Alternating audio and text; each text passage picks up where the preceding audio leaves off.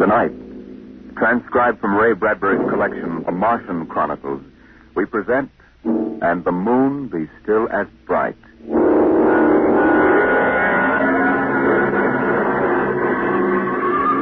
The first three expeditions to Mars left Earth in a mushroom of flame, arced through the atmosphere, and finally dwindled to tiny specks in the big eye of Mount Palomar telescope, and then were lost to sight forever.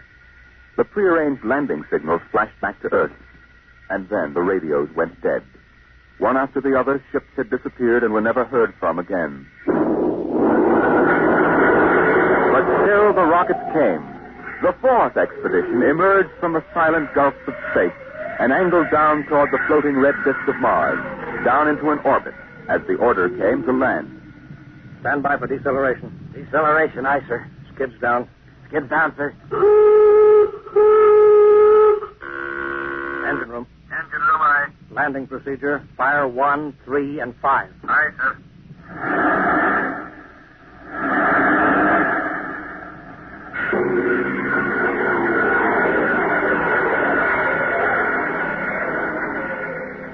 The last blast of the bow jets broke red against the blue desert sand, and the ship slid to a halt at the edge of a vast city that reflected the icy glare of the moonlight. For a while, all was still. All right, Parkhill. Open the airlock. Aye, sir.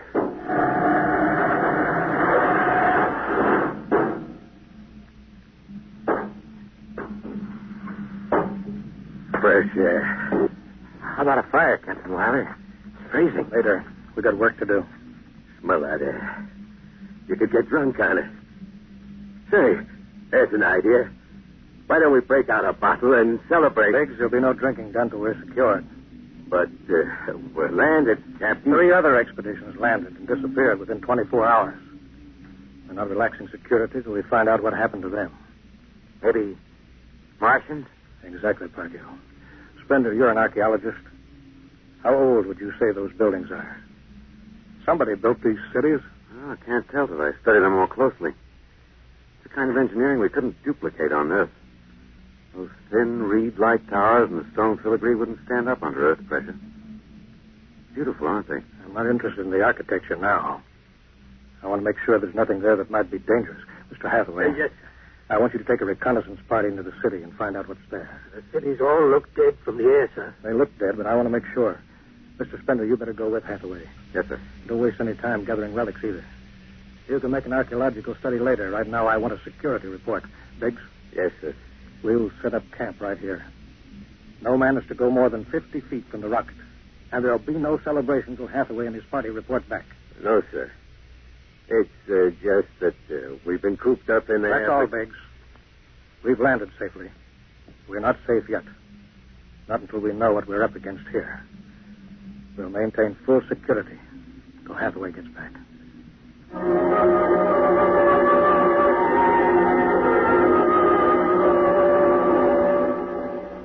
In the sea bottoms, the wind stirred along faint vapors, and from the mountains great stone visages looked upon the silvery rocket and the small fire.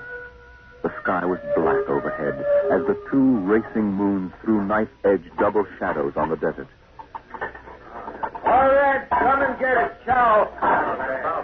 You got to eat, Jackie. Sawdust, smothered in cold lamb fat. Good. I thought it was something I couldn't eat. Hey, you guys, pipe down. Captain, Mr. Hathaway's back. Captain Wilder. Over here, Mr. Hathaway. Well, most of the city is dead, sir. Spender says it's been dead a good many thousand years. But we found one part about a mile over. What about it? People were living in it last week, sir. People? Martians. I see. Where are they now? Dead. We found the bodies, thousands of bodies. Haven't been dead more than 10 days. What did they die of? You won't believe it. What killed them? Believe it. What killed them? Chicken pox. Chicken pox? Yes, I made tests. It worked differently on Martians than on Earth people. Burned them black and dried them out to brittle flakes. But where could they get chicken pox? From Earth, sir. And the other rockets did get through. Yes, sir. I don't know what the Martians did to them, but I sure know what they did to the Martians. Gave them chicken pox and wiped them out. They just didn't have any resistance to an Earth disease. Right. Any of them left? There won't be any. When a thing like that starts spreading, sir, there's no stopping it anywhere. It's 1,000 to 1 that's killed them all. This planet is through. Incredible. Think of it, Captain. For a dirty, silly child's disease like chicken pox. It isn't right. Thunder, take it easy. No, it's like saying the Greeks died of mumps or the proud Roman Empire collapsed because of athlete's foot. We didn't even give them a decent excuse for dying. We just gave them chicken pox. Thunder, get hold of yourself. We didn't see those bodies, Captain. It must have been a shock, I suppose. You need a rest, a little relaxation. Martians are dead. There's nothing you can do about it now. Hey, you hear that? The Martians are all dead. Well, come on, let's break out a bottle and whoop it up. How about it, Captain? Well, all right, man. All right. Hathaway, see to the security guard. Good Lord, do they have to do that now? It's been a tough trip. It's only natural they'd want to celebrate a little. Celebrate because the world died, because a rotten little virus from Earth wiped out a whole civilization? Well, they're not thinking of Isn't that. it time later to throw old beer cans into the canal? A civilization died here. It's like butchering a pig in a churchyard. Splendor, you think too much. We're lucky to get to Mars without catching a meteor in our bulkhead. Let us go at that. Save on Mars. The first statement, save on Mars. We've got to celebrate.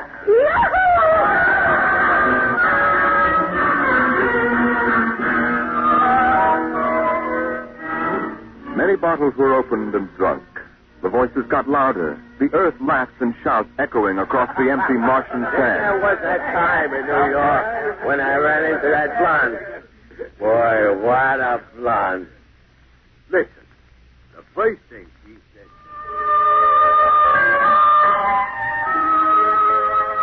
Bender listened to the wind over his ears, cool and whispering.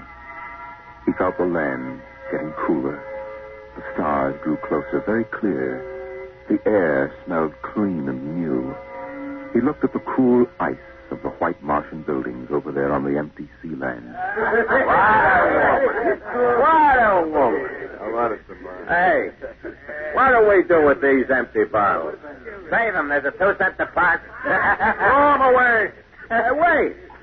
How about that building? Do the one for $1, I can heave one right through that window. You're right. Here goes. Bullseye. I owe him $1. Double or nothing on the next shot. Put that bottle down, Big. Who's that? Mr. Spender? Stop smashing those windows. What's the difference? The planet's ours now. I guess I can do anything with it that I want. Drop that bottle, I'll knock your teeth out. Yeah? Just watch me. I warned you, Big. Thunder, what is this?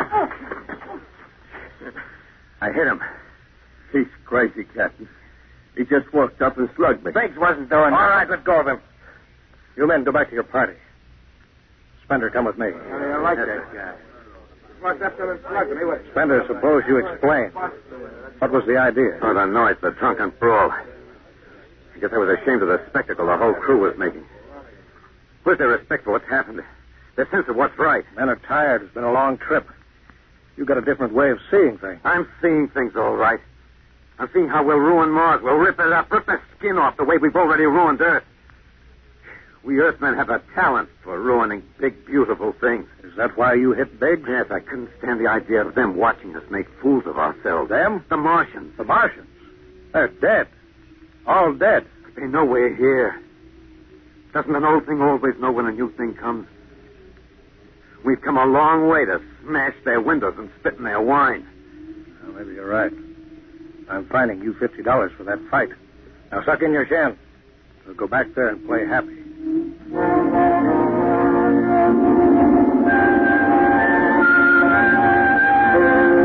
Now the whole party moved out into the moonlight across the desert.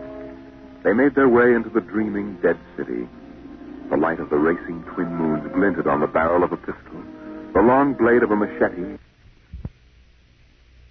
the round, gurgling shape of a raised bottle. Their shadows under them were double shadows on the ice-blue sand. They were waiting for something to stir in the dead city, something to rise, some ancient ancestral shape to come galloping across the vacant sea bottom on an ancient armored steed of impossible lineage, of unbelievable derivation. Look at it, Captain. Down those avenues in the mist. You can almost see them. The mind's eye populated the dead city. Each window was given a person who leaned from it and waved slowly, as if under some timeless water, at some moving form in the fathoms of space below the moon-silvered towers. There were faint murmurs of sound, and odd animals scurrying across the gray-red sands. The wind blew in from the Dead Sea bottom and brushed through the silvery wire filigree of the towers. A strange music drifted down to the double-shadowed streets, a thin, haunted music that played as it had played through the uncounted years of time. Nobody moved. The moon held and froze them. The wind beat slowly around them. Hey, out there. You people in the city. Pigs. Why, I just wanted to make a little noise. Come on. They built this city thousands of years ago. And now where are they? How did they die? Who cares? They're dead. It's good enough for me. Lord Byron. What? Lord Byron, an old 19th century poet. He wrote a poem that fits this city. Might have been written by the last Martian. So we'll go no more a-roving so late into the night. Though the heart be still as loving and the moon be still as bright. For the sword outwears the sheath and the soul outwears its breast. And the heart must pause to breathe and love itself must rest. So the night was made for loving and the day returns too soon. Yet we'll go no more a-roving by the light of the moon.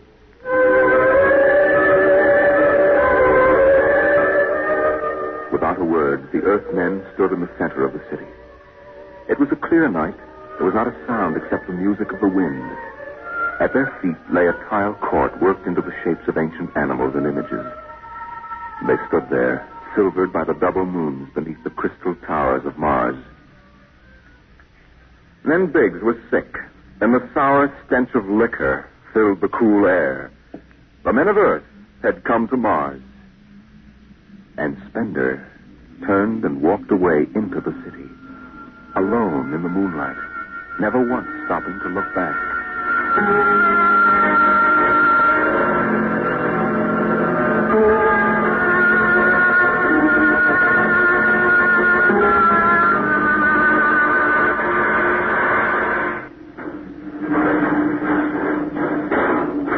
That you, Hathaway? Yes, sir.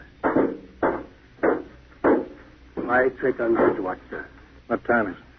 0400. Any orders, sir? No, I'll stay on watch. You turn in. Aren't you sleeping, sir? I'll wait for Spender. He didn't come in? No. He's crazy. Walking away into the shadows, he didn't even look back. Spender's a strange man. He's crazy, sir. How's the rest of the crew? Sleeping it off. Biggs had DTs, but he's calmed down now. You can go back below, Hathaway. I'll take your watch. Captain Wilder, do you think Spender will be coming in before morning? I don't know. You know, sir, I don't think he's ever coming back. That's the way I feel about him, sir. He'll never come back.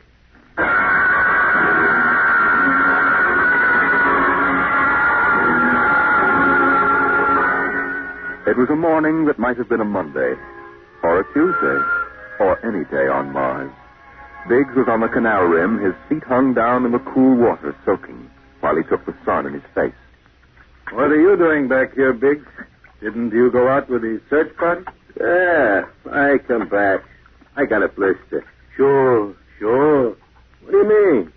Look, Cherokee, see that? Anyway, I had enough searching. 4 days hunting for that screwball Spender. Didn't find him yet, huh?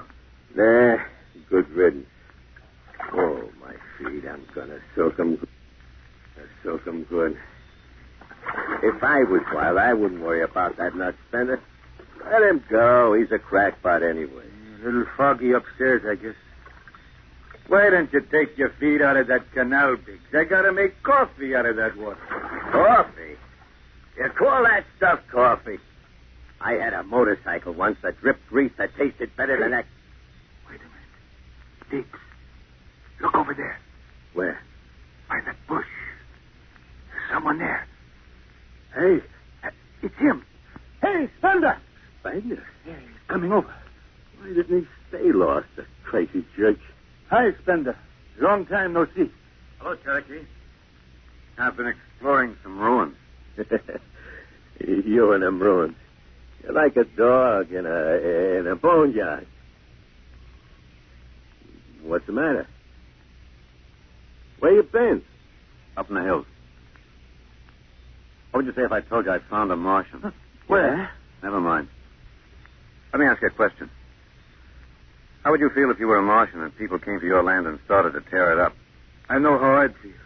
I've got Cherokee blood in me. My grandfather told me lots of things about the way they kick the Indians around in the Oklahoma Territory. If there's any Martian around, I'm all for him. How about you, Biggs? They're dead. They're all dead. A good thing, too. Well, I found a Martian. Up in a dead town in the hills.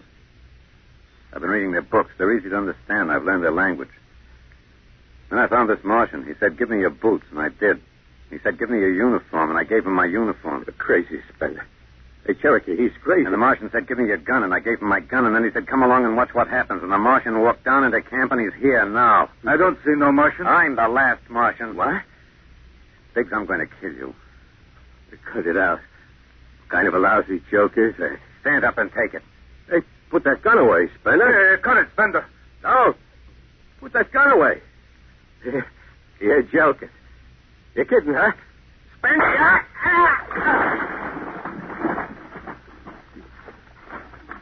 He's dead. You killed him. You can come with me, Cherokee. You know how the Martians would feel. You can be in this with me. You killed him. You just killed him. He deserved it. You're crazy. Well, maybe I am. But you can come with me. Come with you? For what? Go on. Get out of here, you crazy murderer. All of them. I thought you'd understand. I thought you'd remember what happened to your own people. You get out of here, you crazy murderer. For that guy.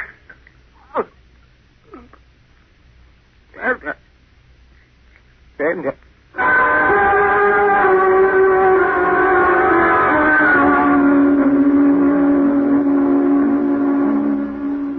They're both dead, Captain Wilder. Who's missing? Only Spender. It must have been him, sir. Why didn't he come and talk to me? Why didn't you talk to me? I'd have shot his brains out. That's what I'd have done. He took him by surprise. There's no sign of a struggle. Hathaway, break out the arms locker. Issue pistols, rifles, and grenades. Yes, sir. You better get the Bible out of the navigation chest. We'll have to bury these two. Parkhill. Aye, sir. You start digging a grave. How about Spender? We'll have to go up in the hills and find him. Let me at him with my bare hands. Crazy murdering lout. That's enough, Parkhill. The man is sick. He must be. Sick my eyes. Now grab a shovel. Start digging.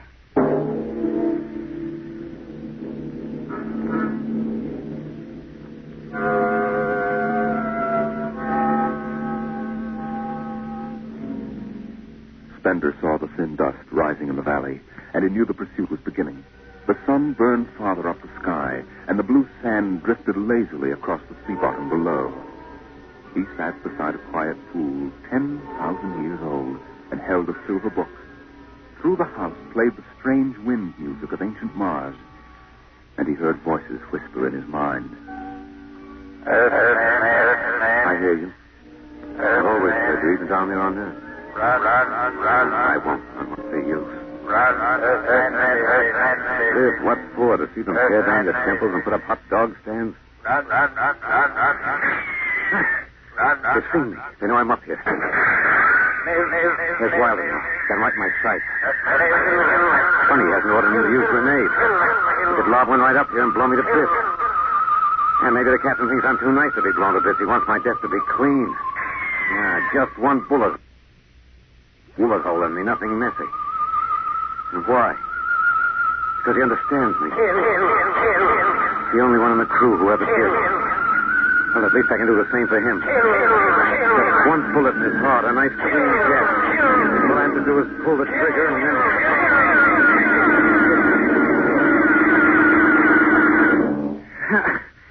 No use, I can't do it to him. Spender! Spender, can you hear me, Spender? I hear you, Captain. What do you want? Talk! Truth! All right, come on up. Leave your gun down there and keep your hands up.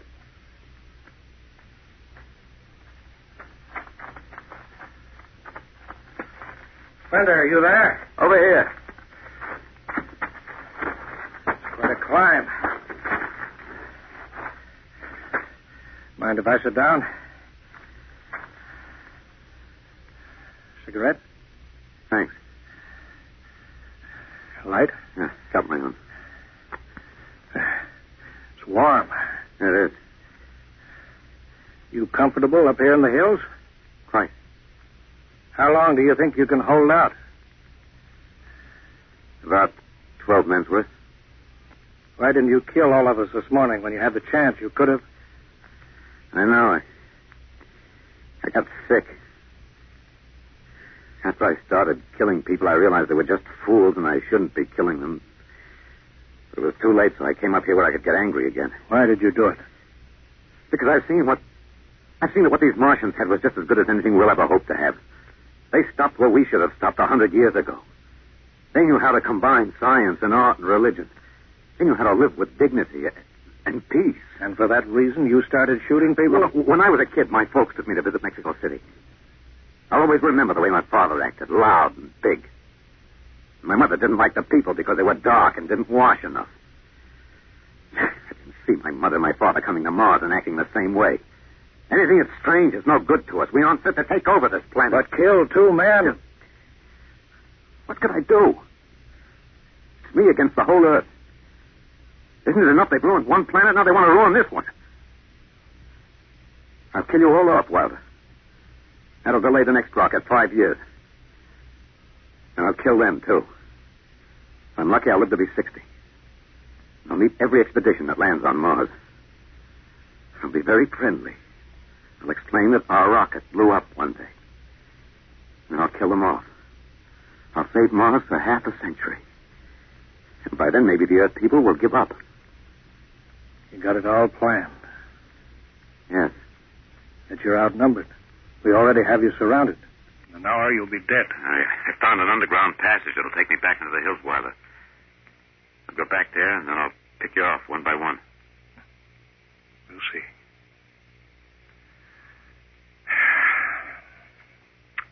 It's a nice town you got here, Spender. Beautiful. I'd like to live here. You can. But join me. You're not like them. I'll show you what a good life these people had. I'll play you an old reel of Martian music that must be at least 50,000 years old, a kind of music you've never heard in your life. It sounds wonderful. But I can't stay with you. Sorry, Spender. I'm sorry this is happening. Guess you'd better go back now so you can start your attack. I guess so. Captain, I won't kill you. When it's all over, you'll still be alive. Then maybe you'll change your mind. No. There's too much Earth blood in me. I may even agree with you about all this. That doesn't change what I've got to do.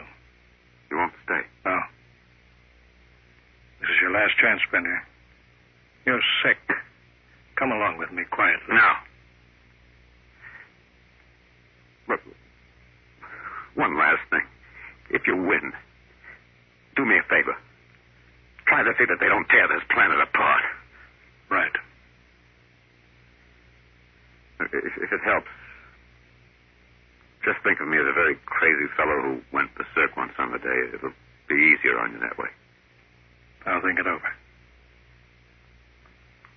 So long, Spender. Bye, Captain. Good luck.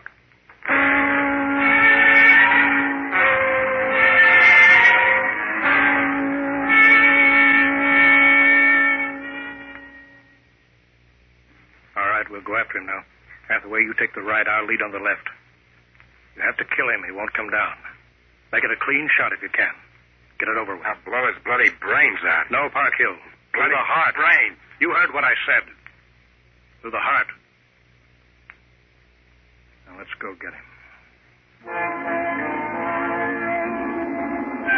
They spread out again, walking and then running on the hot hillside places, where there would be sudden cool grottos that smelled of moss, and sudden open blasting places that smelled of sun on stone.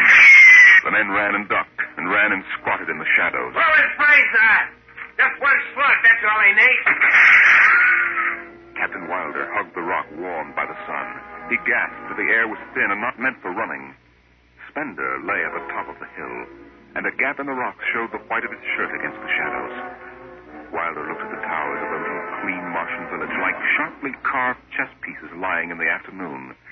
He saw the rocks and the interval between where Spender's chest was revealed. Go on, Spender, get out. Only got a few seconds to escape. Get out to the caves and come back later. Go now, Spender. I've got to end it. I've got to think I'm right and pull the trigger. Go now. Get out. I'll get him. Slug in the head. I'll blow his bloody... No, Parkhill. Put down that gun. I've got to do this myself. Spender. Why didn't you get out? Why?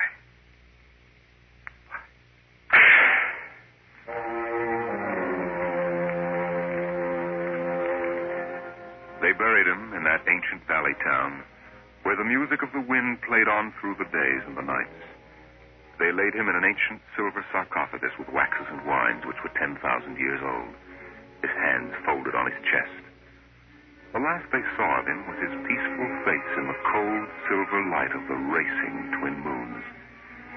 The captain found the poem in Spender's pocket, and he read it before he shut the marble door.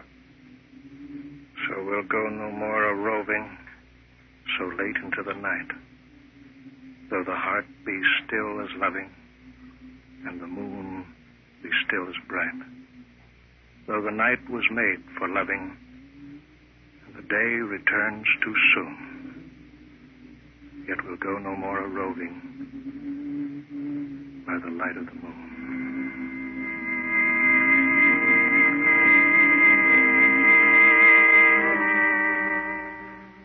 The next afternoon, Parkhill did some target practice in one of the dead cities, shooting out the crystal windows and blowing the tops off the fragile towers. Captain Wilder caught Parkhill and nearly knocked his teeth out.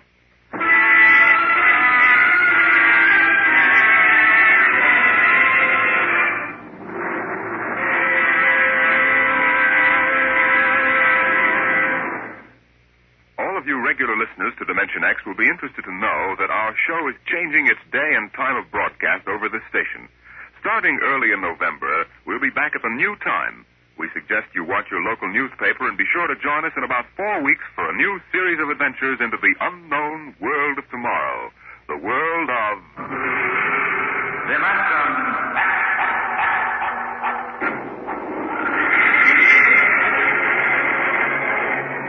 Dimension X is transcribed, and the moon be still as bright. Adapted for radio by Ernest Kenoy from the original story by Ray Bradbury. Featured in the cast were Alexander Scorby as Spender, Wendell Holmes as Captain Wilder, and your host and narrator for the story, Norman Rose. Music by Albert Berman, engineer Bill Chambers. Dimension X is directed by Edward King. This is Robert Warren speaking.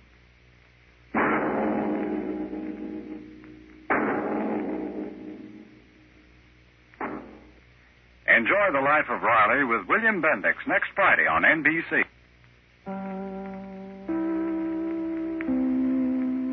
KFI, Los Angeles, Earl C. Anthony, Incorporated.